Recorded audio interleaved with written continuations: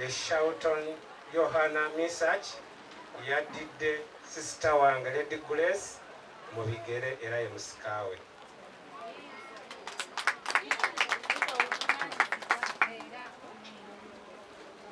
Tweyanziza nnyo tweyanzeege kati mu kaseera kano nengezaako obudde bunaafuuse mukyala wammwe Yohana jangu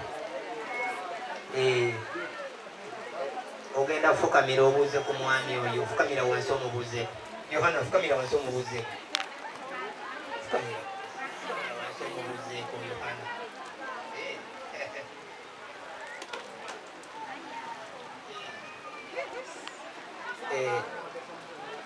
Dr. Baker oyo ye mukyala addidde mukyala waffe mu bigere era kati obudde buno ye maama w'abaana. Tujja kubasaba empuliziganya yonna ebeere nga weeri mutwale akadde okubuuza ku maama w'abaana ali atya. Maama w'abaana mumulaba ebigenda mu maaso tabitegeera naye essaawa bw'enaatuuka ajja mmala akole ki abitegeere. Ate nammwe maama wa Yohana njagala otwale obuvunaanyizibwa buno ng'omuzadde omanye nti omwana ono asikidde abaana n'olwekyo kikkakatako gwe taata ne maama okutwala obuvunaanyizibwa okuddira omwana ono okumupakira ogenda okunoonya abaana baasikidde. Obwo obuvunaanyizibwa bukukwatako 100 ku 100 okutuusa Yohana lwalitandika okweyawulira ye ng'omuntu. Naye obudde buno mukyalina omulimu ogumulambika akulenga wa buvunaanyizibwa amanye nina abaana be nakola ki be nasikira. Kijja kuba kirungi nnyo ng'okusaba kwange okwo kuyiseemu akazindalo kaddize ekereziya oba church egende mu maaso. Kati gwe nno agamba ate Yohana mugumba, Yohana afunye abaana.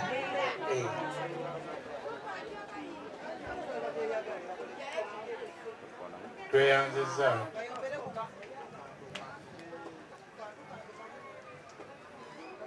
bayiseffe mu Katonda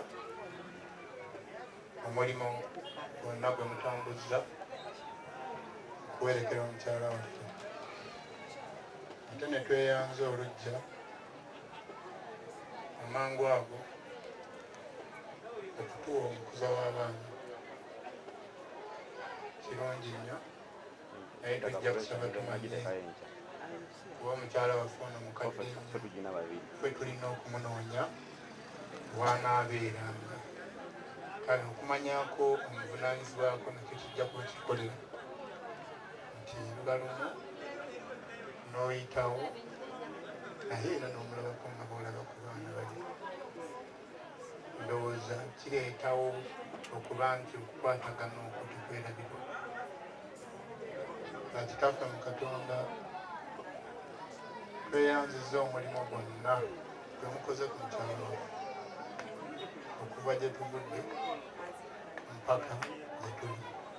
Era tusaba ng'era tukuliridde nti mu ssaala zano mututeekamu. Tusaba ngera okutugumya n'ezikirizo naffe tujja gezaako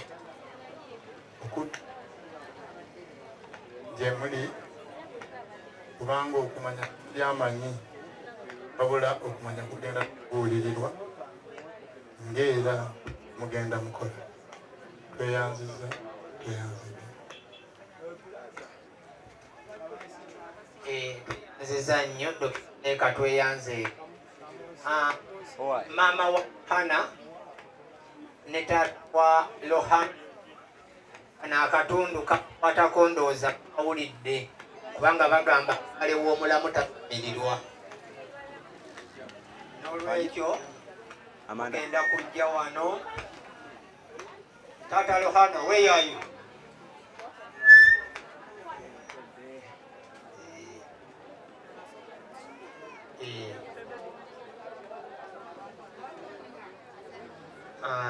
Ndowooza mubadde muwulira bulungi ssebo omuko oba abako.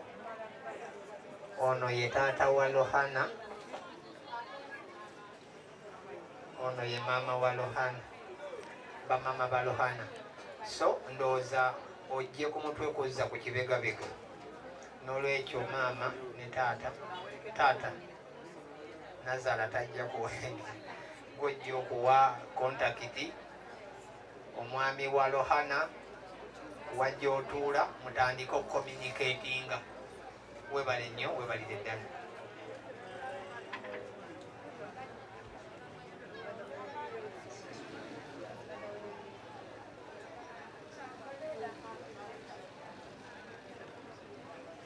Kako omusika ngera muwulidde oluganda oli luba buvunaanyizibwa n'olwekyo kasooka tusaba nga tufunaba kuba kuleeta olugenda kasaba kitaffe nannyini ggona ensi mu linnya erya Mukama waffe tukwebaza olw'omutendera guno nate omulala.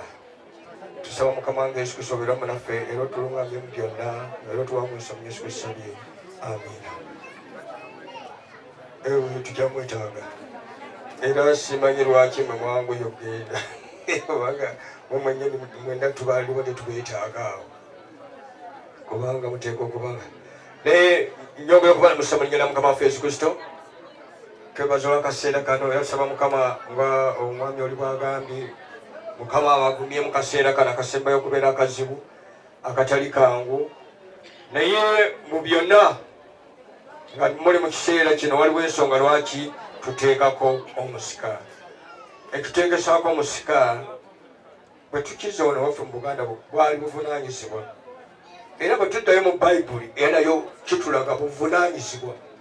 Egamba olwaleero tulina omusika waffe buno bwagenda okuitobera nti wano mu Buganda oba mu bubi enno kwegamba omuntu okubeera omusika ateeka okubeera ng'agezeseddwa nabamanya nti kyengaza amanya gagezesa mwene baabo nga mutuufu nga ngenda okulonda omusika wange nteeka okubeera nga mwegendereza nti omwana ono tajja kutunda bijja byange okitegedde.